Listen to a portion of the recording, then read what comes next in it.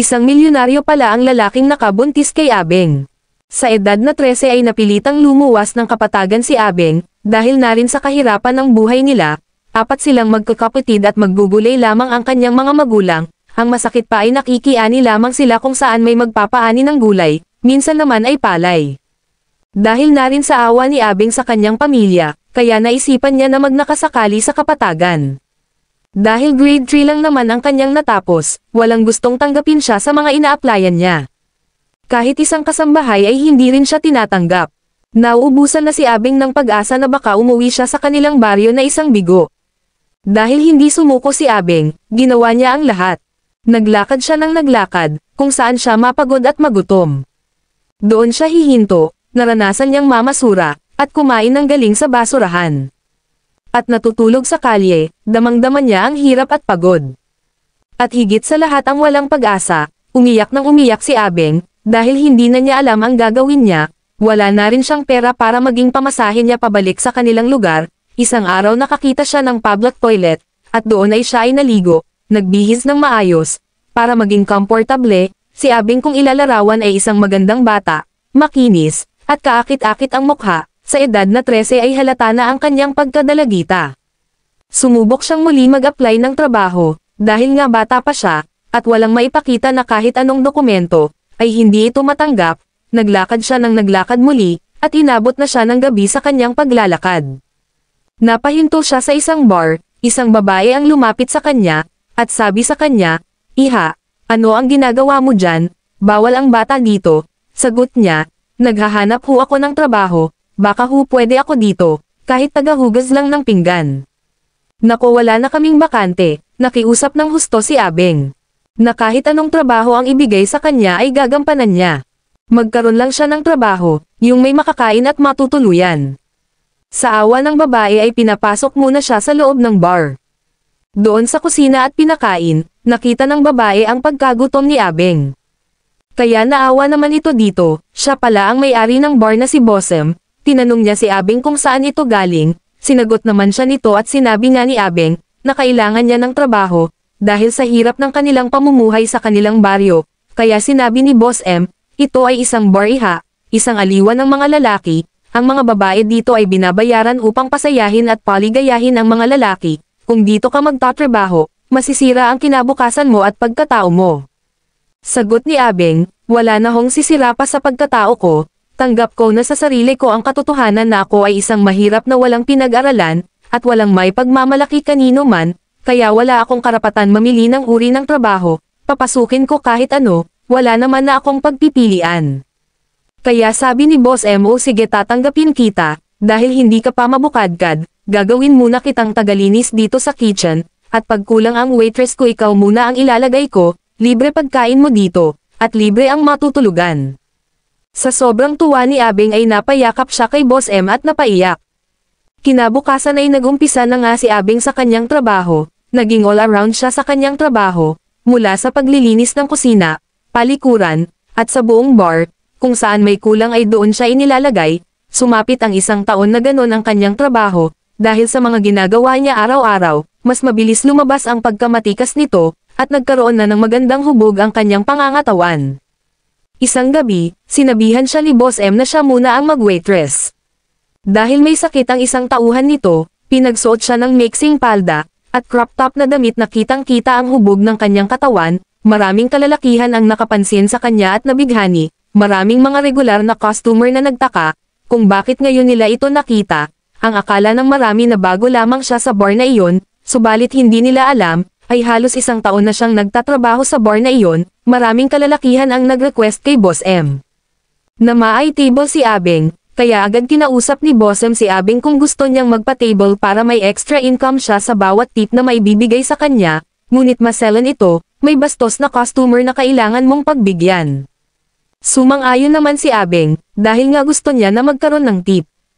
Kaya naman ang mga kalalakihan sa bar na iyon ay nagkakagulo, dahil nagunahan sila na maay table si Abeng. Sa unang salang niya ay sobrang saya niya. Grabe, ang saya ko, ganito pala kalaki ang tip, uupo lang ako sa tabi nila at makikipagkwentuhan, hahawak lang sila sa aking hita at kamay, gusto ko itong trabahong ito. Dahil sa hinahanap na palagi si Abeng ng mga customer, ay naging VIP na itong si Abeng, hindi niya alam na bawat customer ay may iba't ibang pagkatao, dito ay nakakaranas na siya ng pagmamalupit ng iba, at nagkaroon na rin siya ng takot, kaya gusto na niyang bumalik sa kusina, ngunit ayaw na ni Boss M, dahil lumakas ang kita ng bar niya dahil kay Abeng. Isang gabi, may isang dayuhang gwapo na naligaw sa bar, ito si Edgardo, matipuno, simpleng lalaki, gwapo, mukhang malungkot ang kanyang mukha, tila kailangan ng makakausap, kaya nilapitan siya ni Abeng. Kailangan mo ba ng makakausap, Ginoo? Mukhang malungkot ka, pag umupo ako sa tabi mo, magsisimula ng umandar ang metro ko, bukod pa ang drinks na iinuman ko, okay ba sa'yo, Ginoo? Pero bago iyon, ako pala si Abeng, ikaw ano pangalan mo? Sagot ni Ginoo, ako si Edgardo, sige umupo ka sa tabi ko, babayaran ko ang metro mo, siguraduhin mo na malilibang ako sa'yo. Dahil sa sobrang tahimik ni Edgardo, hirap itong kausapin ni Abeng. Pero hindi sumuko si Abeng, kinakausap at nililibang niya ito. Halatang may mabigat na dinadala ang Ginoo, kaya nang maparami na ang iniinom ni Edgardo. Nagsimula na siyang magsalita, at naikwento na nga niya ang lahat, ang problema niya sa kanyang mga magulang, dahil kailangan ng mga magulang niya na makita na ang magiging apo nito sa kanya, subalit ang kanyang asawa ay hindi na magkakaanak kailanman, sinabihan din siya ng kanyang mga magulang na iwanan na ang kanyang asawa, dahil wala na itong silbi or pakinabang, dahil ang apo ang kailangan nila, mahal na mahal daw niya ang kanyang asawa, kaya hindi niya ito kayang iwanan. Kaya hindi niya alam ang gagawin niya. Dahil sa sobrang kalasingan ni Edgardo, ay dinala muna ni Abeng sa kanyang silid upang doon magpahinga, habang natutulog si Edgardo, ay tinatitigan ni Abeng ito at may halong pagnanasa na hindi maipaliwanag, dahil sa gwapo ng mukha nito, ay may kilig siyang nararamdaman, na parang may kuryente na dumadaloy sa kanyang balat. Tinabihan niya ito, hinaplos ang mukha, dahil alam niya na ito ay tulog, ay idinampi niya ang kanyang labi sa labi ni Edgardo. Sa hindi inaasahan ay hinila siya ni Edgardo at niyakap. Wika nito, mahal na mahal kita, hindi ko kayang iwan ka. Sa pagmulat ng mata ni Edgardo, ay natulala si Abeng. Dahil hindi niya alam kung paano siya makakawala sa bisig nito.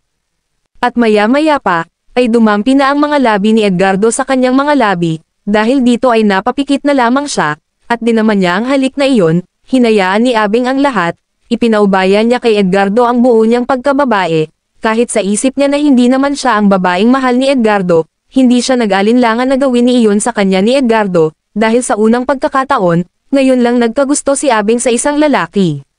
Dahil first time iyon ni Abeng, ay sobra siyang nanghina, kaya nakatulog siya sa pagod, kinabukasan nang siya ay magising, wala na si Edgardo sa kanyang tabi, at may iniwan na malaking halaga sa kanyang tabi, simula noong araw na iyon, ay hindi na nakalimutan ni Abeng si Edgardo, simula din noong araw na iyon ay hindi na rin muling nagbalik pa si Edgardo sa bar, kaya pinagpatuloy na lang ni Abeng ang buhay niya, ngunit sa hindi inaasahan. Nakalipas ang 2 buwan, ay may kakaiba kay Abeng, palagi siyang nahihilo, at nagsusuka, dahil dito ay agad siyang nagpa-check up, at lumabas nga na siya ay nagdadalang tao, hindi alam ni Abeng ang gagawin niya, dahil walang ama ang pinagbubuntis niya, at paano siya makakapagtrabaho, nalaman ni Boss M ang kalagayan niya, kaya ibinalik siya sa loob ng kusina, binigyan siya ng magagagaan na trabaho habang siya ay nagbubuntis. Lumipas ang mga buwan hanggang siya ay makapanganak, isang lalaki, pinangalan niya dito ay Edgardo Jr., sumapit ang ika-2 taon ni Jr., nagpunta sila sa park para mamasyal, sa hindi inaasahan, ay nagkita sila doon ni Edgardo, nakita din ni Edgardo ang anak nito, wika pa niya. May anak ka na pala, nag-asawa ka na. Ilan taon na siya, sagot ni Abeng, 2 years old na siya, wow buti ka pa, ako wala pa ring anak at naghiwalay na rin kami ng asawa ko, dahil sa pag-aaway ng pamilya namin, sagot ni Abeng, huwag kang mag-alala magkakaanak ka rin, ako nga, hindi ko naman hinihingi, pero ibinigay sa akin.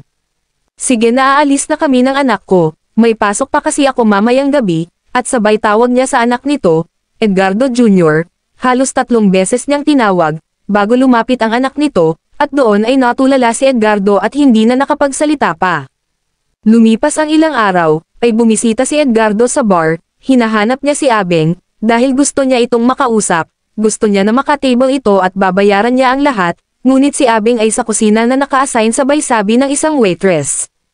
Kinausap ni Edgardo si Boss M, para makausap lang si Abeng, ngunit ayaw itong makausap ni Abeng, dahil natatakot itong malaman na anak nito si Junior, natatakot na baka kunin sa kanya ang anak nito. Lumipas ang mga araw, linggo na hindi sumuko si Edgardo na makausap si Abeng, dahil sa pag-iwas ni Abeng sa kanya, ay lalong tumindi ang hinala ni Edgardo na siya ang ama ni Junior. Isang gabi, hindi na rin nakaiwas si Abeng kay Edgardo, nagkausap na sila ng masinsinan at wala ng paligoy-ligoy pang mga katanungan at kasagutan, inamin na ni Abeng na anak niya si Junior.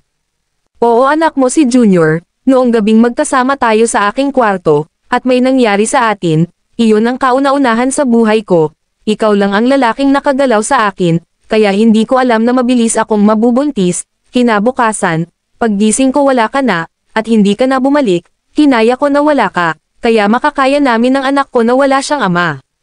Wika ni Edgardo, Abeng, kung alam ko lang na mabubuntis ka, sana hindi na ako lumayo, umalis ako dahil gusto kong makamove on, dahil noong gabing iyon, ay umalis din ang aking asawa at hindi na raw siya babalik pa, ipakilala mo ako bilang ama niya, karapatan ko iyon, matagal ko nang pinapangarap na magkaanak, ikaw lang pala ang babaeng bubuo sa aking pagkatao, papakasalan kita Abeng.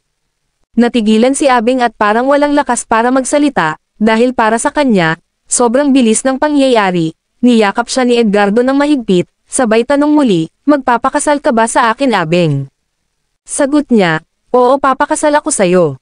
Noong gabing iyon, isinama na niya ang kanyang mag-ina sa bahay ni Edgardo. Hindi makapaniwala si Abeng sa nakita niya, dahil isang mansyon ang bahay ni Edgardo, sobrang laki, at maraming mga katulong, dahil gabi na iyon, ay pinagpahinga muna ang mag-ina. Kinabukasan, ang hindi alam ni Abeng ay nakapag-usap na si Edgardo at ang magulang nito, sinundo ng isang katulong ang mag-ina para sa agahan. Habang pababa ng hagdan ang mag-ina, ay kitang-kita ni Abeng mula sa baba ng hagdan ang dalawang matanda na nakangiti. Nang siya ay makababa at ang kanyang anak, ay nagwika na agad ang lola. Ito na ba ang aking apo? Kamukhang kamukha mo Edgardo noong ikaw ay bata pa, at ganon din ang wika ng lolo. Nagmano naman si Abeng sa mga magulang ni Edgardo, pati ang kanyang anak ay tinuruan niyang magmano. Sobrang saya ng mga magulang ni Edgardo, dahil sa wakas ay may anak na pala ito, masayang tinanggap ng mga magulang ni Edgardo si Abeng, kahit saan pa ito nanggaling, dahil sa kanila ang mahalaga ay magkaroon ng susunod na tagapagmana ang kanilang angkan. Itinakda ang kasal nila Edgardo at Abeng na simple lang, dahil iyon ang kahilingan ni Abeng, mas lalong humanga ang mga biyenan niya dahil hindi ito materyakastek tulad ng naging unang asawa ni Edgardo.